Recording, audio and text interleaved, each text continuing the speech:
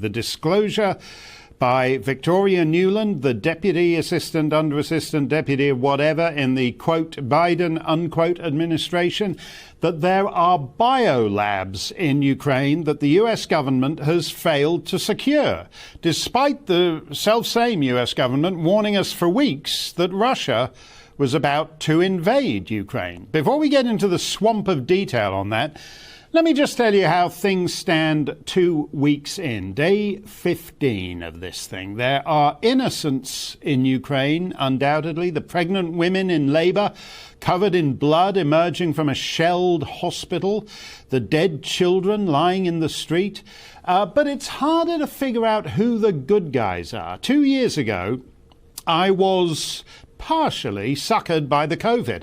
I thought that the West's silence re what China had done to the world was because our leaders were simply too cowardly, and Beijing, or Peking, as Peter Hitchens likes to reprimand me, the Peking was simply too powerful. But it's worse than that, as we now know from the disclosure of emails from early 2020 between Francis Collins, head of the US National Institutes of Health, and Anthony Fauci, head of the National Institute of Allergy and Infectious Diseases, and other so-called public health officials, emails that were strikingly at odds with their public statements at the time. Fauci knew from the beginning that it was likely this was one of ours, as they say. Unbeknownst to the American people, the US government was quietly using Eco Health Alliance, headed by a British subject, Peter Daszak, as a cutout to do US-funded, in fact CIA-funded, gain-of-function research at the Wuhan Institute of Virology, which has the security protocols of the average dentist's office. The Chinese Politburo are the slickest liars on the planet, but even a stopped clock tells the truth twice a day.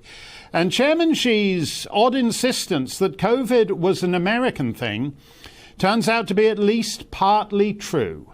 And according to the official numbers, 6 million people around the planet are dead because of it. That's tragic. That the government agencies responsible for this situation lied about it for the last 2 years, very angrily in the case of Fauci testifying in Congress, is evil. We're now going through the same old rigmarole with the belatedly coughed up Pfizer documents that show a 23% systemic adverse effect, and that the vaccine, once it's in your arm, likes to check out the rest of the neighborhood. Within 48 hours, 0.09% of it ends up in the ovaries, and over 16% in the liver. That's good news for Pfizer, because in a year or three we'll have a whole bunch of new ailments requiring whole new lines of medicinal products.